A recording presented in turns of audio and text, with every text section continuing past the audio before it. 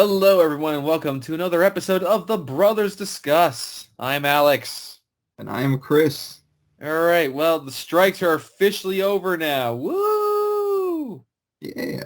So it's it's a sign of things coming back to normal. More films are getting released now. It's a good thing that the film industry is back to some normality. It's a good thing, I think. Mm-hmm. All right, let's talk about a streaming movie. We're first going to talk about The Killer. And I saw this in theaters, which was quite fun. I don't know if you didn't see this in theaters, did you? No, I just saw it on Netflix. Okay. And it's funny because, and I think I've said this before, it's a weird feeling to see the Netflix film logo appear on a giant screen in a theater. That's always fun.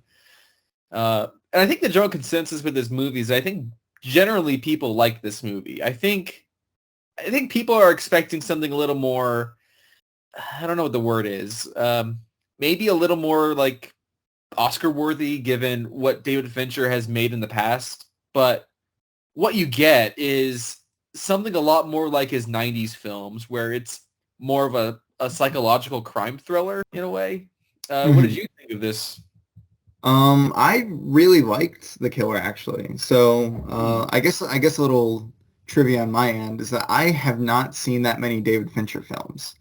It is one of my biggest it's something I want to watch more, soon, but I think in terms of all the way through, the only one I've seen is The Social Network.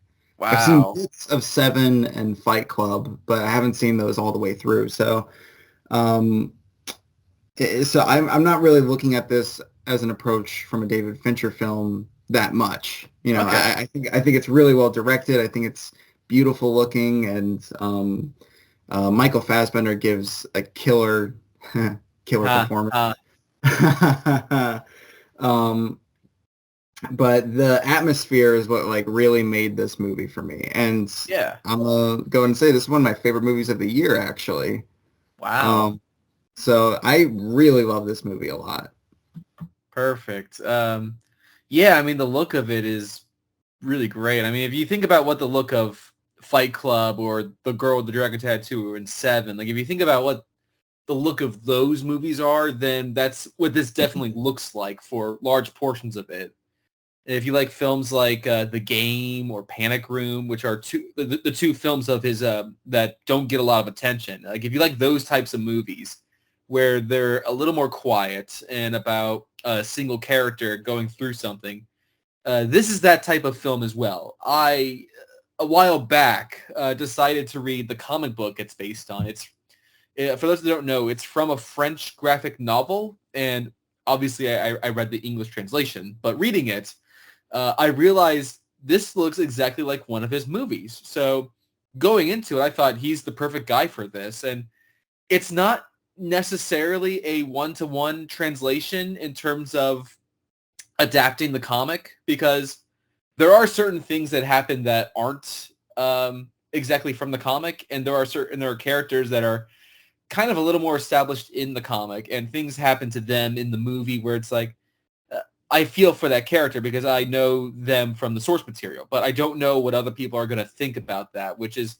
it's basically the girlfriend character. Like, she's a character in the comic, and in the film, she's a catalyst, I guess you would say. Yeah. So I can understand why people would be upset by that. And I don't mean fans of the comic so much as like viewers that go, well, why should I care about this person? Or like, I want to care about that person, but she didn't get any screen time. Like, I mean, that's a criticism of the movie, I would say. But in terms of tone and action and acting, I mean, look, I love seeing Michael Fassbender again. I mean, he hasn't been in a movie since Dark Phoenix, so it's really good to see him again. Yeah. And I mean, and he's as great as ever. Yeah. He's got like this look on his face throughout the entire film, no matter like what scene or what he's doing. But like it's really really powerful, and it's great stuff. And yeah, it was great to see him in this. Yeah, and the voiceover was obviously adapted from the comic book. I mean, voiceover is a big thing in comic books. So when you adapt a comic book character, I'm always surprised that more comic book movies don't try to utilize that a little bit more. Like there's an opening monologue and a closing monologue in Sam Raimi's Spider-Man. The 2003 Daredevil has a little bit of it as well, but it doesn't go full ball with it. This one does because we spend a lot of time with the killer, and then there are large stretches where there's nothing, like there's no voiceover, and you kind of think like, is it dumb? Is this going to be like Raimi's Spider-Man? Is there going to be no more of it? And then it comes back later, which is it takes up a large portion of his lines actually, and that surprised me, and I was really into that. Yeah, I know, because like we don't have an inner monologue. Like he's kind of like at his most frantic and out of control. So like I just find that interesting. Mm-hmm. And I think when I compare it to the game, so much of that movie is just Michael Douglas and all these things happening to him, like around him, which is what kind of reminded me of this movie. Like this is all with Michael Fassbender. Like everything that happens in the film happens through his eyes. Like terrible things happen to characters off screen and it affects his life, but we don't see those things happen. Like there's no scene of two people in a room talking about Fassbender's character. It's all happening in real time and nothing is happening without his view of it. Like little things like, and I think we like movies like this, we both do, where he's just trying to get into a building and he has to take out like a gym membership and then he has to get the pass, you know, like he clips something onto a janitor or something like that. And he gets his pass and all these little like meticulous things, like what is he doing? Like he's not totally explaining what the plan is here. And it's like, he's like a very smart guy. Like he's very good at his job, at what he does. And it's just fun to like be like an outsider, like witnessing like how his brain works. Yeah. Which I imagine is what's that? I was going to say, like, that's really the action of the movie, because there's only like one sequence that's like an actual, you know, it's like a fist fight. And I mean, even that one's really well done. It's brutal. It's great. But like the action in the movie is just like him outsmarting society, basically. Yeah, I know. And it's really great. Yeah, it's an interesting story to tell of a guy who does everything perfectly, and the movie starts with him making a mistake. So how do you follow that up? Like he's kind of hunted by people for messing up, but he's hunting the hunters. So when I was explaining to people that he's a hitman and he kills the wrong person and people are after him, and they're like, oh, okay, that makes sense. And I'm like, well, they're kind of after him, but he's really after them. But it's an interesting way to do a revenge movie or concept. It's something that I am looking forward to seeing on a rewatch is he goes to all these places and travels on planes and everything. Obviously, being a hitman, like he's going to have different identities and things like that. And I noticed in the first one, like Felix Unger, I think it was, and I was like, oh, that's one of like the odd couple characters. And like, are all these identities going to be like kind of obscure but slightly known characters from pop culture? Like I didn't pick up on any of the others. Like they might have been more obscure for me, but one of them, the only one I remember was George Jefferson. Okay. So. Yeah, but I mean, little things like that are fun, and I'm looking forward to picking them up on a second viewing. Yeah. And I mean, like you're probably gonna watch this if you're already a fan of David Fincher and these types of movies. So yeah, I don't think a lot of people are going to go into this blind, although it is on Netflix and it's the most recommended thing at the moment. So people would be like, oh, Michael Fassbender, I like him, and watch this and see a fight scene where a man gets essentially sodomized by like I think that was what happened, like a leg of a chair or a table or something. Yeah, cool. All right, well, continuing the Michael Fassbender train, you saw a film. Why don't you tell us all about it? So I saw Next Goal Wins, the new Taika Waititi masterpiece. Okay. Not really. Oh no. I was kind of annoyed by this movie a little bit. So I didn't know. I mean, I didn't know like how much this was adapting a real story, because it is. I don't know like how much it's based off of or inspired by, but like this is a real story that happened. And that depiction was kind of fun just to see. And like basically what it is that it's there's a soccer coach who's like he's either gets fired or he has to coach the worst soccer team in history.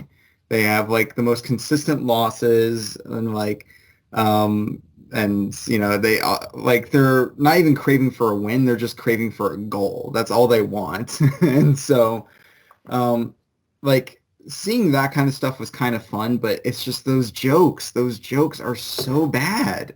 I don't know like if this is like something that just kind of fell off after Love and Thunder or something. I really don't know because it's like, you know, Taika Waititi, he also made Jojo Rabbit, is a movie I really loved, where that has some kind of like dark humor towards it. And that was really fun to watch. And it's like the jokes were pretty inventive and wacky. And obviously a huge counter to like how history actually went for the Nazis. But it's the jokes here, I don't know, it's just dumb jokes from start to finish for the most part. Like I'm really having a tough time just trying to remember one that actually kind of made me laugh. So I didn't I know like I sound overly harsh on this, but it's like I didn't hate this movie, but it really didn't leave that much of an impression with me. So I don't know if this is really like what Taika Waititi wanted to do after Love and Thunder, just as a visionary, you know, one for you, one for me kind of scenario. But this one didn't do it for me. So part of the reason I haven't seen this yet is because I was kind of turned off from the marketing of this movie because the trailer says something like from like Academy Award loser Taika Waititi for Jojo Rabbit or something like that. Yeah. Where and just recently, like Taika Waititi has been talking about, well, when he makes his Star Wars movie, people are going to hate it. And it's like, well, since when has he become a person that he knowingly thinks people hate his movies? Yeah. Where does that come from? I don't know if that's just I don't his get thing it. now. I don't get it. It's like, you know, it's not like he's destined to make bad movies. That's not the case. It's just like I don't know if, you know, he made his little Jojo Rabbit and he made these two big Marvel movies, and if that's just it, he's just gonna call it a day after that, and he's like, oh, maybe I'll make a movie every now and then, but I really don't know. And it was interesting because I do remember that marketing for it, and yeah, I don't know. I'll probably check this out soon, but Okay. I'm in no rush for it. Okay, well, next we did both see a film that's come out recently. It's holiday season. This is a holiday movie, and this is The Holdovers. So I've got a bit of a story to tell, actually. So back when I felt I had a future in storytelling and filmmaking, I read a book in high school called A Separate Piece, which is about a guy who returns to a boarding school, and two locations at the school haunt him. And it focuses on what about those two locations haunt him. And it's sort of a story about friends and growing apart, and how one was a jealous friend and one was an altruistic friend. And after reading that book, I thought, gosh, like I would love to tell a story of like a coming of age boys boarding school type of tale, maybe set it in winter so it has a cozy feel. And sure enough, I see the trailer for this movie that is set in 1970, and it's about the holdovers, this concept of boys that don't go home for Christmas for one reason or another, so they have to be kept at the school and watched over by someone, in this case, Paul Giamatti. And it just has a very emotional holiday feel. Like it is a Christmas movie in both the literal sense and the sort of emotional sense. Like when you think of Christmas movies, you think of people coming together, you think of being there for others, like that kind of thing, love and emotions. And that's really at the core of this movie.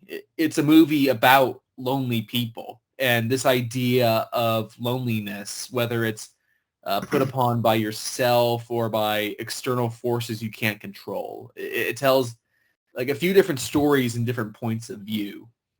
What did you think of this? Yeah, I thought it was really good. Basically, everything you said. Very nice holiday feel to it. Great performances all around, especially from Paul Giamatti. Hmm. And it's fun to watch, but like it doesn't, it's not constant jokes, which is kind of what I was initially worried about going into it, is that it would just be a lot of just a lot of like easy jokes about a Scrooge-ish instructor, being overly critical about everything. I thought that was gonna be the whole movie at first, and luckily it isn't. And it doesn't take too long to get to that point. The only really big complaint I have this is that I think it overstays its welcome just a little bit. It's Oh. over 2 hours long, and I feel like almost every scene is just a few times longer than it really has to be. But I mean, that's pretty much it. So Hmm. I really enjoyed this movie a lot. Yeah. All right. Well, and this is gonna be a weird comparison I'm about to make, but with Guardians of the Galaxy Volume 3 earlier this year, and for a Mhm. lot of that, I saw what James Gunn was going for with characters like Rocket and this idea of asshole characters that are loner types, and a part of you wonders, are they a loner because of themselves or are they alone because of how people treat them? Like that's an idea I really connect with, and it's present in this movie. You have uh, Paul Giamatti play a teacher everyone hates. Like he's kind Mhm. of old and sarcastic, and he's dry. Um, and it's like, do people not like him because of the way he acts, or does he act that way because he knows he should be alone? Like, you kind of learn about his past and how he relates to this younger student. It's sort of like a double coming of age where you got this person who is a young teenager and this person who is an older man who come to terms with where they are in their lives. I don't want to get into spoilers. I really want to recommend this to people, but because there is a lot that's not shown in the trailers that I was Mhm. honestly teary-eyed at. It was very effective for me. It's one of those films that I do hope young people see and get inspired from in a way I did when I was truly discovering my tastes in cinema and thinking more critically in what I watch. Yeah. And anything else you want to say about this? Nothing much. I mean, yeah, there's a lot of just great things. I mean, it's not like overly direct to you. I mean, there are some twists. I won't talk about them like towards Okay. the end, which I thought was really great. It served the story well, and um, yeah, the ending. I didn't cry at the end, but I did get emotional, and it was yeah. I feel like this is gonna become a good Christmas classic in years to come. Yeah, and Paul Giamatti he's just one of those guys that I can't say is a stamp of quality, but he mostly only does really good movies. And then he was the Rhino. I was literally like, that's what I was thinking right there. um, well, we saw a movie called The Marvels, which not a lot of people have seen apparently. Yeah, it's a little movie. Um, so I guess this is main event time where we're here already. I guess. Um, so I didn't have a lot of interest in seeing The Marvels. Now, if you like comedy with cats and if you like the Miss Marvel character from her show, maybe you do like this movie because if you like those things because those are meant to be funny all throughout the film, then maybe you will actually like it. Yeah, Uh, that yeah, sounds about right. yeah. But I will not say that the Miss Marvel actress is not energetic and clearly really happy to be there because she is, and in a lot of ways, she provides the most life to the movie. Mhm. But I just also find it very cringe that the MCU has a character that is a fangirl of the MCU. I don't know. There's something about that that's kind of icky to me. Um, I kind of agree with that. Like, I'm not that, um, upset about like that in and of itself. Like, Mhm. just as an idea, I think that's fine because this is like a well-established world now. And these events have been happening for years. It's like I'm okay, with like characters kind of, you know, geeking out over these kind of things, and that's a little meta thing you can play with. When it bothers me is, and spoilers, I guess, is when you take like lines and scenes from the movies where these type of characters wouldn't even know that they happened, and they play on that. That's where it goes a little bit too far with me. Um, so I mean, all right. So I guess I'll go ahead and say I hated this movie. I think. I think Marvel's mediocrity lately is like actually killing me. It's because you had movies like Ant-Man, which I know you kind of enjoyed, but like it just did Mhm. not leave that much of an impression with me. And especially with shows lately, like Secret Invasion was just so dour and it's such a drag to get through. And Loki was fine, I guess. The finale was kind of cool, but other than that, like nothing's been leaving an impression with me lately. And it's like we're building up to so much here, but it's like at the same time it's not.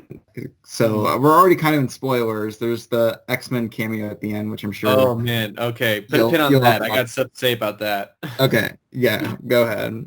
All right. Well, so there's one sequence in the movie that I thought was super well done because if you've seen the trailer for this, you know the gimmick of the movie is that when the three main characters use their powers, they switch the locations that they're in. So you've got the Freaky Friday. sequence where there's a fight scene in space and a fight scene in Kamala Khan's house and a sequence in a space station. So the characters are constantly switching positions and it's Mhm. super well done and it looks good and it's well choreographed. And watching it, I was like, oh, this might be better than I was expecting. And the rest of the movie doesn't really feel like that. Yeah. It doesn't have that creativity to it. That scene happens in like the first 30 minutes of the movie, so that's kind of a shame. Um, there's a planet where everyone speaks in musical, I guess is what you call it. Mhm. Everyone speaks in song, and if you don't sing, it's like you're speaking another language to them. And that's quite funny for a little bit until they kill the joke and we find out that Carol Danvers is married to like the king of this planet for democracy reasons or something. Yeah. And she starts speaking to him normally and is like, okay, let's go. And she's like, he's bilingual. And they just walk off like, okay, well, that's enough of Why, that.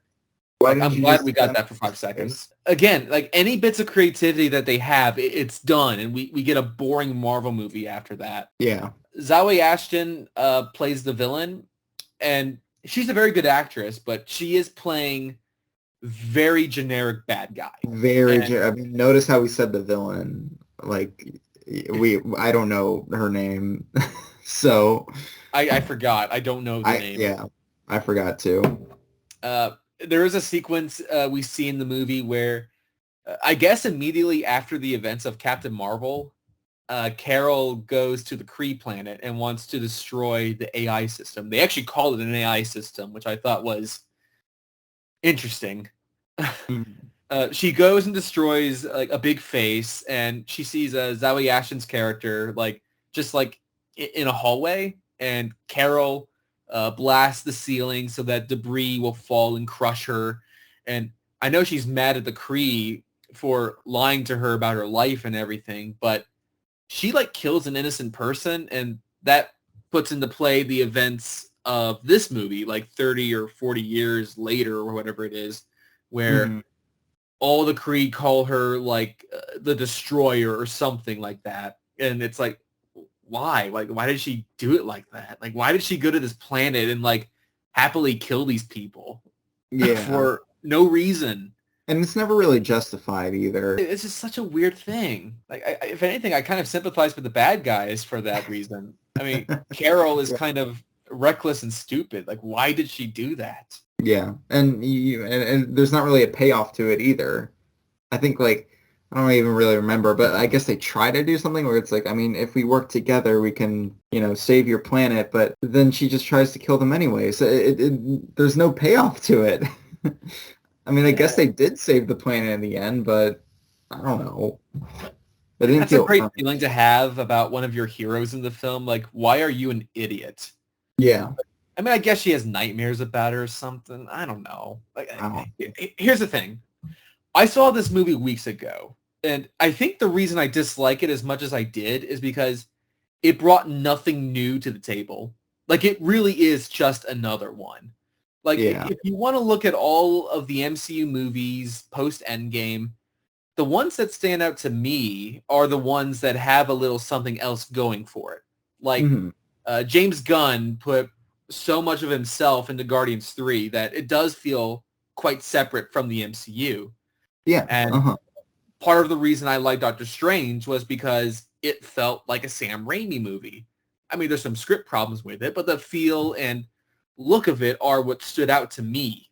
And Uh-huh. then so many of these other ones, like Shang-Chi, provides something a little different, but then it turns into a big CGI thing at the end, and I'm just Yeah. so exhausted of that.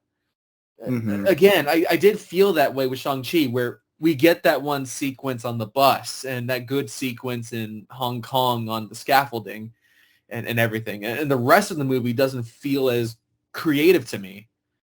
And that's how I felt with this movie, where you get this creative action sequence and the rest of it just looks like another Marvel movie.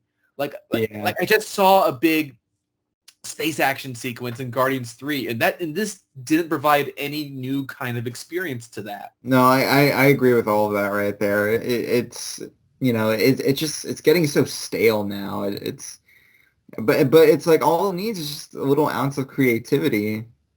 Why it's like why your gimmick of the movie is like everyone switching place. Why do you only use that for one scene? Or like I mean I know it uses that throughout the movie, but it effectively just feels like that one scene. It's like I'm thinking of like the climax of the movie. And I guess what's different about that is just they're all in the same place, so you hardly even notice that they're switching places. Like it doesn't, it doesn't really own in that advantage of the film for creativity. So spoilers if you care, because this leaks like 2 weeks before the movie came out. Part of the reason I did see this in the end, it was my curiosity at the after credit scene, which Mhm. features Beast of the X-Men. There's a scene where Monica Rambeau accidentally fell into another dimension, and when she wakes up, her mother is there, but her mother doesn't know who she is, Maria Rambeau. They're both in some kind of sick bay, and in walks a big white coat, and it's Beast. It's Dr. Hank McCoy, and voiced by Kelsey Grammer, which was Mhm. the thing that intrigued me the most. So Kelsey Grammer reprising his role from X-Men 3 and Days of Future Past in his little cameo. Uh, he is all CGI. He doesn't really look like Kelsey Grammer, but he does look a lot like a 3D render of animated series Beast. He's I'm sure got that's what they're going for. like he's got the big white lab coat. He's got the glasses. He's got like the pointier hair than what Grammer had in X3. And Hmm. it was very strange. Again, after Doctor Strange, where Patrick Stewart flew in a big old 90s yellow wheelchair, here we have this, which looks like the animated series, and all the other X-Men references we've had so far have had the 90s animated series theme, including in Miss Marvel. And But not this one. This one's the it's X2 not on theme. there. Yeah, you And that's see where it this. also gets confusing with like Professor X because he has the line from Days of Future Past. Yeah. So it's like, what's going on? Yeah, like you see this, and like once again, it's one of the Fox actors, and he looks like the animated series, and they use like you said, the X-Men 2 and Days of Future Past score, which is, it's funny because Kelsey Grammer was not in X-Men 2. Yeah. But yeah, it's just very strange. And he says Charles's name and he walks out and there's the big X in the hallway. So again, we're using the iconography from the movies, but to me, it's the kind of scene that was shot with like, we'll decide who this is later. It didn't have to be Beast. Like, it didn't Yeah. have to be the X-Mansion. It could have been Avengers Tower, and it could have been any one of the characters. It could have been Bruce Banner. It could have been anyone. The fact that Maria Rambeau is in there, like, really accentuates to me, like, why is she hanging out in the X-Mansion? Like, it really accentuates that this was a last-minute call. Like, this could have been anything. Like, they shot it without knowing what it was going to be.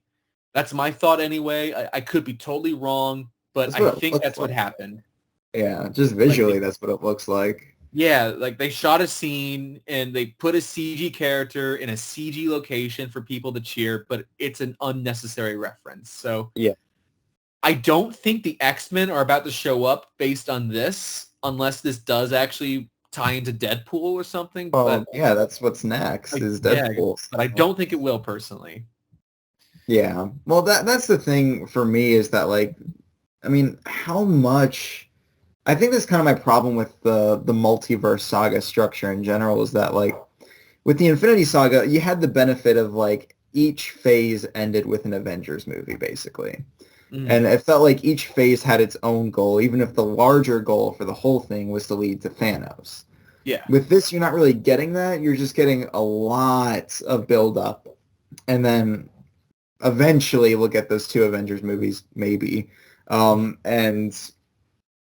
You know, it's like, this is like, how many X-Men teases have we had now? It's like, how long can we just keep teasing and teasing and teasing? And it's like, is that all we're really doing until we get to those Avengers movies? Because, like, that just feels so exhausting to me. Because that feels years away, and this is just all we have going for it, really. Yeah, and I guess this leads us to a much larger discussion I want to have, which...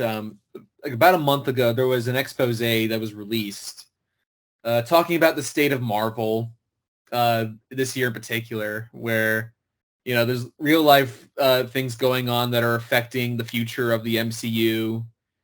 And then there's, of course, the big thing is that a lot of these Marvel movies post Endgame have not made like the same amount of box office money. Mm-hmm.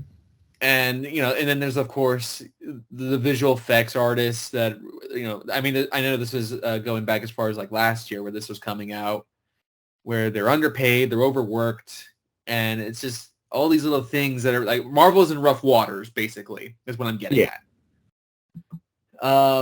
So I figure let's switch over to a year in review of the MCU, if you will.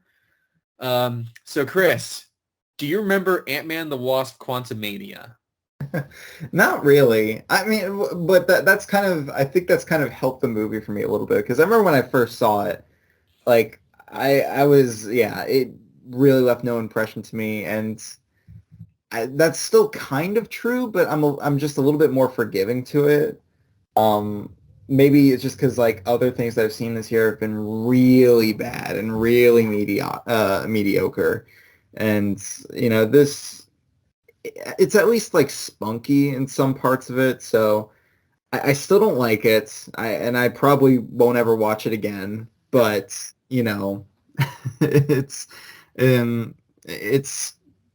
I guess, fine, but, you know, it's just not for me. Yeah. To me, Quantumania came out like 2 years ago. Like, it doesn't feel like it was this year anymore. Yeah. So I think at the time I had a little bit of praise for Quantumania, and I still kind of feel that way. I think it's a fun movie. So if I'm comparing that to the Marvels, I think the reason I like Quantumania more was because I like those characters more. Like, I like Paul Rudd, Scott Lang more, and Michael Douglas is always fun. He's not in the movie enough, but I really like Michael Douglas as Hank Pym. Yeah. Michelle Pfeiffer doesn't have a lot to do, but her presence in the movie elevates that above what the Marvels was. I mean, that's not what I don't think we're trying to do here to compare the two, but I guess they're both kind of disliked in similar ways. Yeah. But I don't mind Quantumania. There's not much going for it. It could have been a Fantastic Four movie, but I like the characters enough that I had a decent time with it. Okay. And, speaking of Fantastic Four, there is the whole attempt at a family dynamic in Quantumania. And on that angle, the first Ant-Man has that, and it has it very successfully. I mean, that's what separates Ant-Man from the other characters that were getting movies at the time, was that family aspect of it. A single dad, the broken relationship between Hope and Hank. It's gone so far beyond that. It's still there, but very little is done with it. We get more with Cassie as a grown-up, but she's a little bit of a rebel, and that's all to her character. And it's a shame that I feel there could have been a fun story to tell with going into the quantum realm. I mean, it forgets some of the rules established with characters in earlier movies. Like in the first movie, they go into the quantum realm, and he gets big to escape the quantum realm, but they just don't deal with why it's the same this time around. We find out that Janet has quantum powers in the second one and doesn't do anything with that in this one. So yeah, that's a shame. But I did think MODOK was quite funny, at least. Yeah. So much of that movie is escapes me, and yeah, it's weird to think that it came out this year. Yeah, I know. That's the thing. It's not a particularly memorable movie, and it does feel like one of the movies that came out in the 2000s. It doesn't feel like after Avengers Endgame and all that money that they made, this is what you make. It's kind of sad to see it just be another one. It really could have been something different. Well, speaking of something different, we have Guardians 3. Oh, before we do that, I can't believe we're jumping past this. We have to talk about the Kang in the room. Oh, yeah.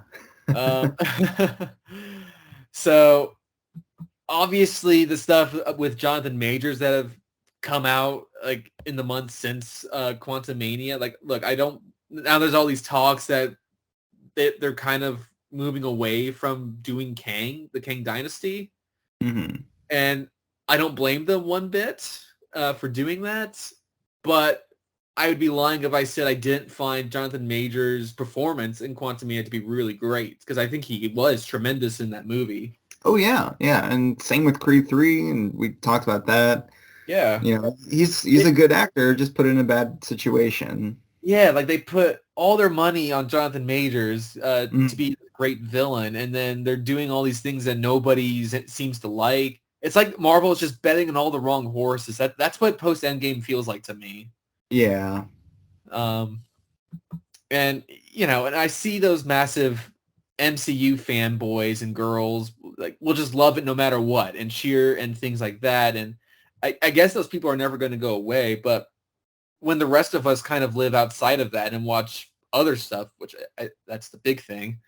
Look, when it comes to not being totally ready to shoot and things like that, like the first Iron Man was like that. So maybe Kevin Feige or whoever has this idea that it's okay, you just got to figure it out while you're in production. I don't think that's what you should do for all of them, but yeah, because again, I think we mentioned this in when we talked about Quantumania, is that there's the rumored altered ending to that movie where it was a last minute decision to change it up. So all I gotta say for next year, because look, next year I shouldn't say that. Next year we're only getting one MCU movie, and then we're not getting Captain America 4 until 2025.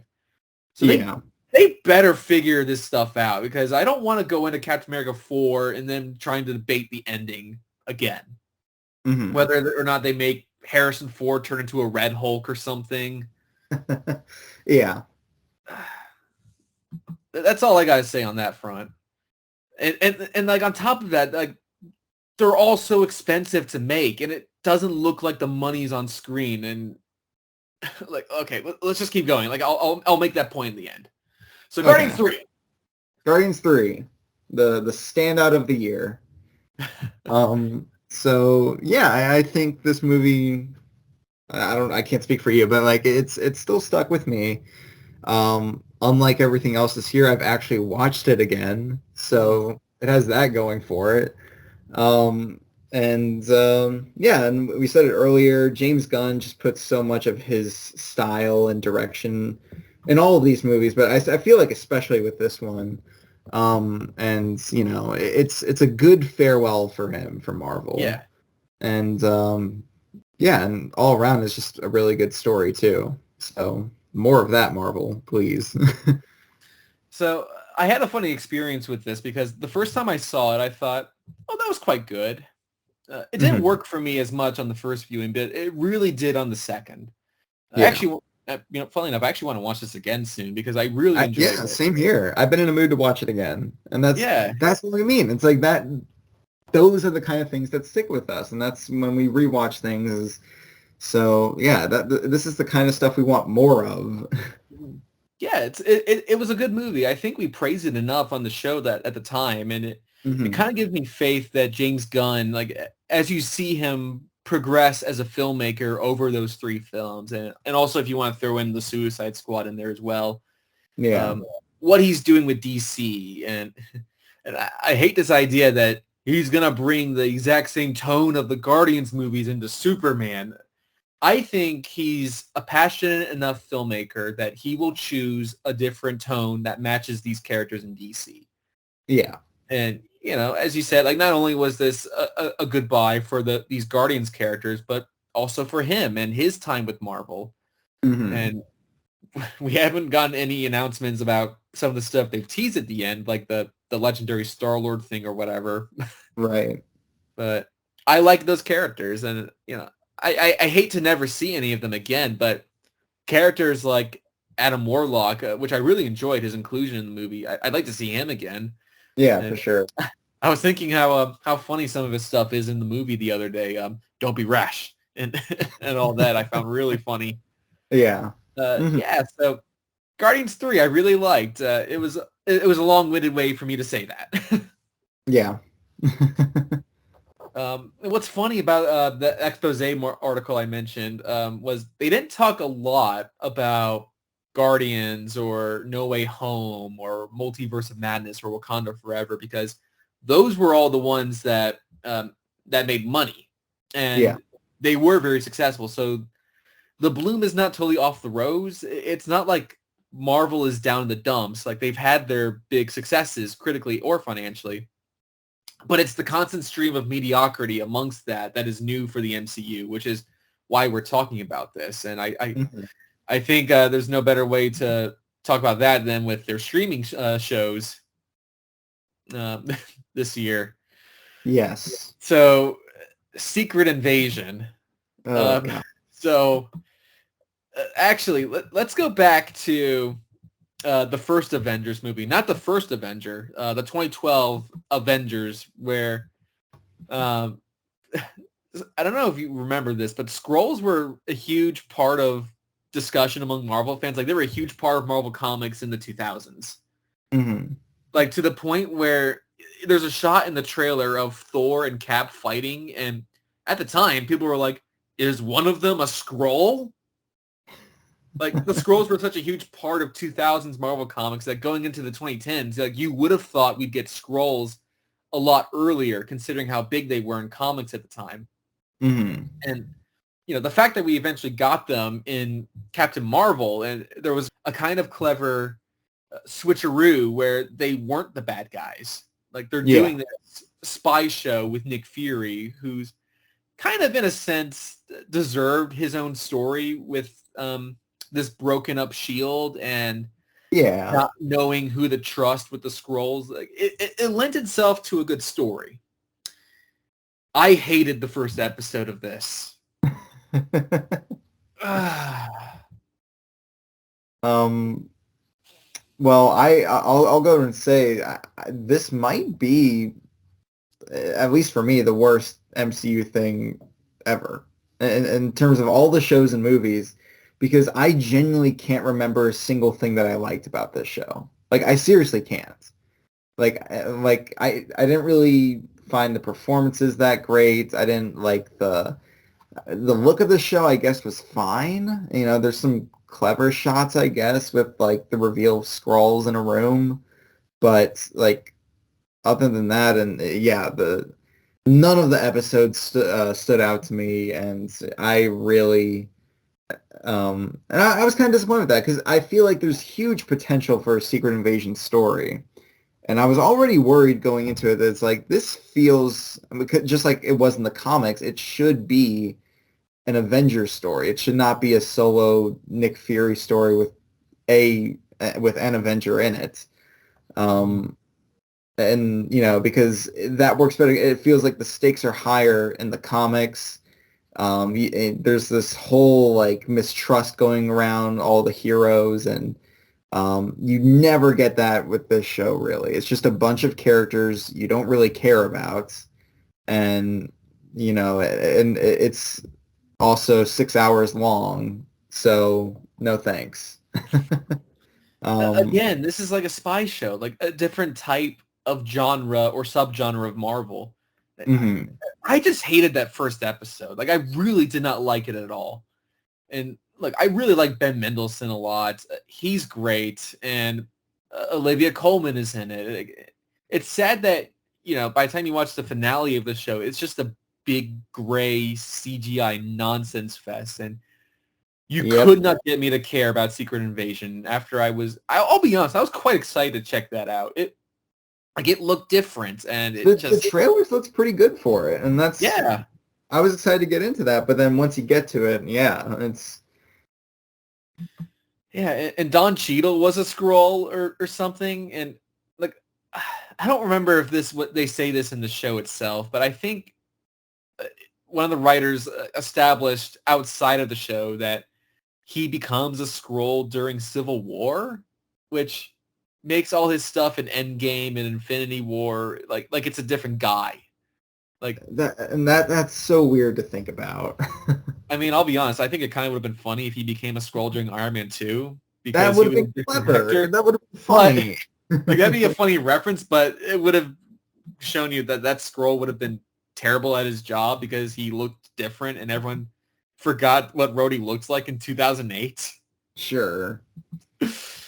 Uh, I do just want to point that out, that the Skrulls are in the Marvels, and their planet that they were also living on gets blown up by the Kree, and the Marvels try to save people, and they get them on as many ships as they can. And Kamala wants to stay and save everyone, and Carol is like, no, we can't save them. And they get on the ship, and the planet explodes, and people die. So it's kind of like a genocide. Um, Yeah. Carol then calls on Valkyrie to take these people to New Asgard, and Valkyrie starts talking like she's from 2011 Thor, like, my good friend, it's good to see you on this day, and speaking like that, like, that's not Hmm. how she speaks. I've seen Thor Ragnarok and the other one, so that happened. Yeah. And they're also very touchy, and she kisses her on the cheek, and they're so affectionate, like these two characters ever shared screen time before. They really fell in love when they fought Thanos. I don't know. I mean, I guess they did that you know, with that one shot in Endgame, but Yeah. yeah, that happened. And then we're back to jokes after that with the Marvels, like the Skrulls all just died. This is no time for fun. Like, Yeah. look, I can't say I like the movie when somewhat of a genocide happens and it's like, let's try and walk some books on our heads. Not for me. Hmm. All right, we also got Loki season 2. I mean, admittedly, it is a step up from Secret Invasion. I do like how inventive this season gets. A lot more than season one, I will say. But I also feel like narratively, season one gets more done. Because all that really happens in this season is that there's just a little bit of role swapping with Loki and He Who Remains. Because the multiverse breaks in season one. And that was kind of the whole thing. Is like, when that happened, I thought that was going to be like the catalyst for what's going to happen with the multiverse stuff in Marvel as a whole. Mm-hmm. But that's not really what happened. And I don't know if this season's just course correction for that, because, all of the multiverse stuff, like in No Way Home or Multiverse of Madness, they're all just things that happen in the movie. It doesn't really have anything to do with like Loki or anything. Yeah. And I guess if you want to be a super geek, you could say, well, the TVA was reformed, so that had to do it. I don't care. Fuck the TVA. Um, so not much really happens narratively in this season outside of that finale, which was a good finale. I'm not gonna lie. I enjoyed watching that. I like how it kind of goes through the entire show, kind of like a Back to the Future Part 2 kind of way. But I mean, that's really, I don't really remember much of the other episodes. And again, that's a common trend I've been saying for years now with these Marvel shows, is that like there's like one or two episodes that really stand out, unless if you're Secret Invasion. And everything else just falls really flat and you're kind of left uninterested. That's not for every show, but that is for an overwhelming majority, especially these 6-part shows. That's kind of how it's felt for me. So, it was fun to watch, but again, it didn't leave much of an impact. Yeah. I know people appear to have really liked it. And look, Oh I'm yeah. burnt out on Marvel stuff, but I like the Loki character, and I like Tom Hiddleston, and I like he and Owen Wilson's dynamic. And I Hmm. actually liked a lot of the first season of Loki. I didn't love how it ended as much, but I gotta be honest, I just wasn't feeling it when this came out. Yeah. Uh, and there's all these talks of like superhero fatigue, but I also think it's kind of Disney fatigue as well, where like, it's not just Marvel. It's like Star Wars too. I mean, there's the Ahsoka show, which I also didn't like, where Hmm. they're building to like a Dave Filoni movie where it's going to tie in Ahsoka and Rebels and maybe Mando, and it's like, well, I see these characters enough as it is, and I just look. Here's the thing, guys. Interest does not equal to quality to me. Like, you Hmm. can build up all this stuff as much as you want, but it doesn't mean it's gonna be a guaranteed success. Yeah. And speaking of Mando, I mean, there's talks right now that Pedro Pascal is the front runner to play Reed Richards, and I hear that, and I gotta be honest, I don't find any excitement to that. Yeah. Like, it's just such an uninspired choice. Like, and I do think he is a great actor and everything. And it's a funny thing to say you're not excited to see someone that is good, but it just doesn't feel like a particularly interesting choice. It just feels like a name you pulled out of a hat. Hmm. And there's, I mean, I guess What If is the next thing Marvel has coming out, but but then we're gonna get the Echo show. Like, they're dumping the whole show in one day in January on both Disney Plus and Hulu, Hmm.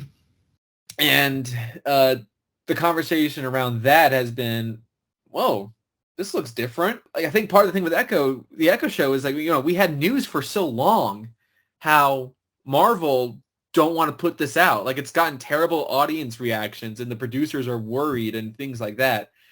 But then when you get the trailer, it's like, what the hell? This looks like one of the Netflix shows in terms of tone. So that's Yeah. good. I mean, not all the Netflix shows were the best, but in terms of having something that feels different compared to what we've gotten with these shows, I'll take it. Yeah. yeah, it's like, okay, I want to check that out. But then you remember, oh, that was the same with Secret Invasion and a bunch of these shows where it felt like we were going to have something else. And the only one to really feel like something else was WandaVision. And that Yeah. was the first one. Yes. And I know some people really like Loki, like both seasons, but this is getting exhausting. It's getting very repetitive. Hmm. And part of the reason I didn't like the Marvels so much was because it felt like the others. And this could feel like something else with Echo, but I just know that they've got good trailer editors. Give the trailer editors a raise. They deserve it. Right. And they put out that trailer for the Marvels the week of its release, where they made it feel really epic and showed footage from Endgame, and they Yeah. showed it with like Nick Fury dialogue, and it's all dialogue from other movies. Like, what are you prepared to do? Like, that's all from the Avengers. I Right. remember that. So that's annoying. Like, their marketing team is like, if people notice, who gives a fuck? Like, just make people excited for the movie. Like, Yeah. put Thanos in the trailer, and there's a line in the trailer that Carol has about Thanos, but it's not in the movie. Like, Yeah. they can't keep getting away with that. Like all this stuff they put in the trailer that they just make for the trailer to fool people.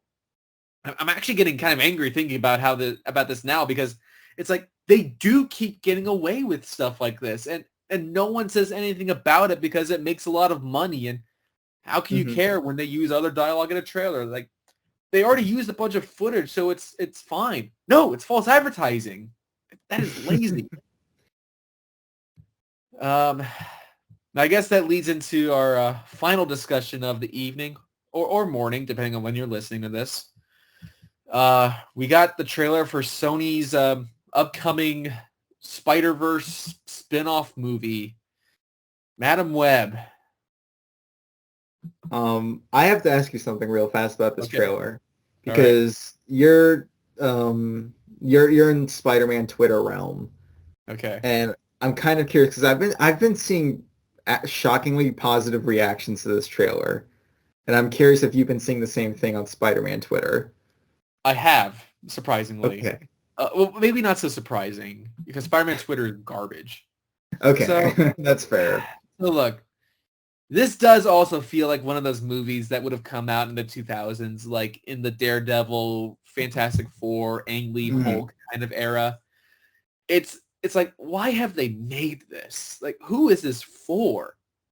And look, to answer your question, like, I did see people legitimately defending it because all the leads are women. And it's like, if you don't like this, you don't like women.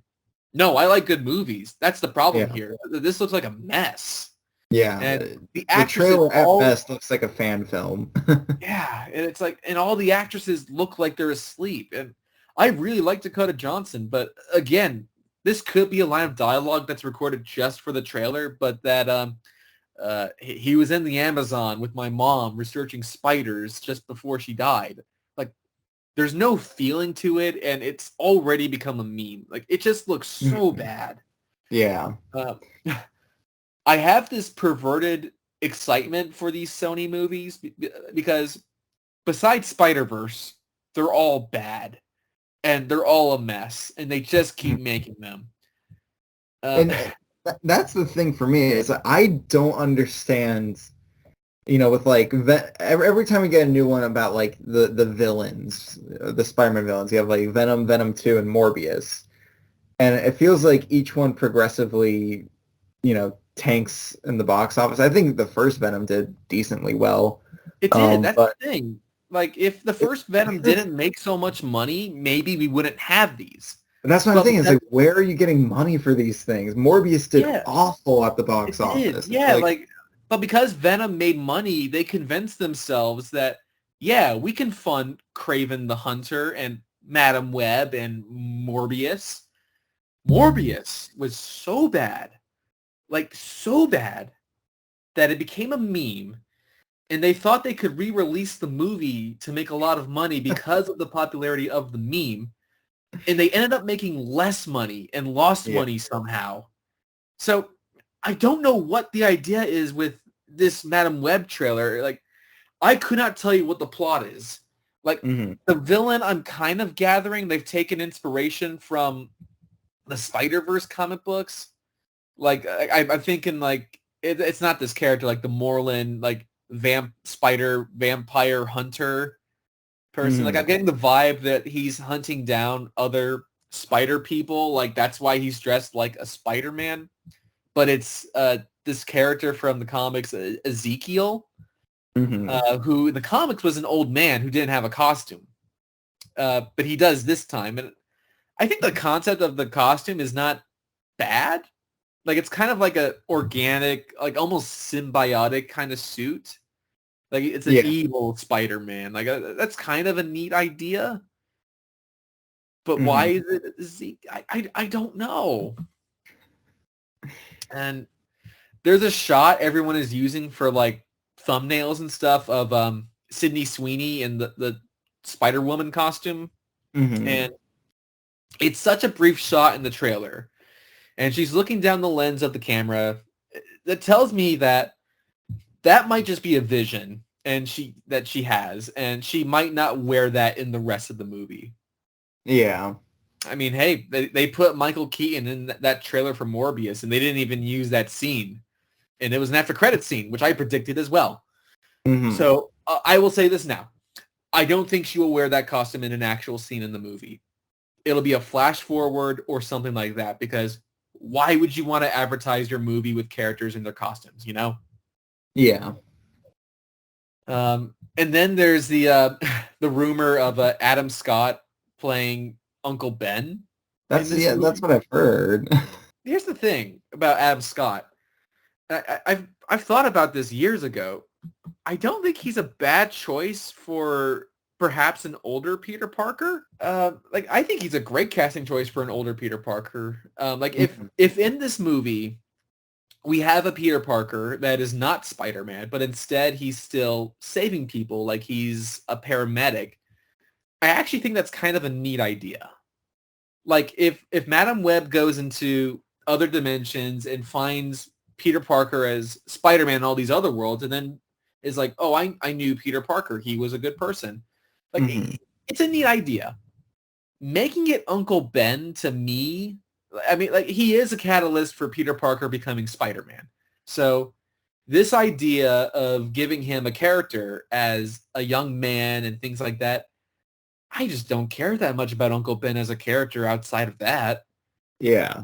It's like they heard the criticism that they didn't use Uncle Ben in the MCU, and then to be like, oh, people want Uncle Ben. Let's make him a sexy Adam Scott saving people as a paramedic. Oh, good. Thank you. We got more Uncle Ben. We haven't even talked about the fact that this Madam Web, it's not an old lady in a chair. Yeah. It's more like just a prequel origin story. It's a story we don't even have yet. Yeah. None of the people are old in this movie. That should be the tagline. That should be on the poster. Madam Web. None of the old people are old. Look, Madam Web. Whenever I think, I'm not even a big Madam Web fan to begin with from the comics, but when I think of Madam Web, I always go back to the '90s animated series version of her, where she's voiced by Stanley's late wife, Joan Lee. Who is that exotic lady? Like that is something I always used to say when describing Madam Web. But now Yeah. she doesn't even look like that at all. Like she looks like Dakota Johnson in a red jacket. This movie. Do you have anything else to say about Madam Web? I can't wait to see it. Kind of in a twisted, ironic way, um, but like in the sense of like Morbius or something where I just really need to see how bad this thing really gets and how long the Sonyverse can live on for. I mean, is it the Spider-Verse movies? Is that how they're like funding all of this stuff? Is because like Well, those movies made a lot of money and they made a good return, but it's like they're still making more Spider-Verse movies. So hmm. I don't know. It's a weird rabbit hole. I don't know if this is like Avi Rod's passion to just make all this crap, but Well, I mean, um, a few years ago, we got the announcement that they were going to work on an El Morito movie with starring Bad Bunny, which apparently here's the that's no thing. longer going forward. And at the time, people were like, well, if they wanted to do like a Spider-Man spin-off film about like a Hispanic character, why not do a Spider-Man 2099 movie instead? And it's like, well, keep this in mind, guys. This is the same studio that put out Venom and Morbius. Like, do you really want them to make a Spider-Man 2099 movie? Yeah, And look, they all look, and again, Sony, they also made the Spider-Verse movies. But frankly, I think the Spider-Verse movies are just the exception and not the rule, as far as I'm yeah. concerned. Oh, I agree. I don't even think it's a really fair comparison to put the Spider-Verse movies in the same plane as like Venom and Morbius in terms of the Sonyverse. Like the Spider-Verse movies feel so separated from that. It's I don't even whenever I hear Sonyverse, like I just think of the live action like villain movies, and I guess Madam Web now that we have going on. It would be nice though to eventually get a Spider-Man in the Spider-Man universe, but I don't know. Yeah, like and I just think that's not that I care, but what universe is this even set in? I don't even know if it is. I don't even know if there's any connective tissue between. Well, I guess there is because there was that one line in Morbius that confirmed Venom happened. So I guess this is all connected, but it's just its I don't own even know if universe. Sony knows. That's how convoluted this feels. All I know is that like has the El Morito movie actually been has the plug been pulled on that? I know Bad Bunny pulled out, Okay. so I assume that movie is dead now. Because I was about to say, if Morbius tanked, I mean, imagine how that movie would have done. I don't know. Good luck, I guess, Sony, but Yeah. All right, cool. That's the end. Chris, where can people find you?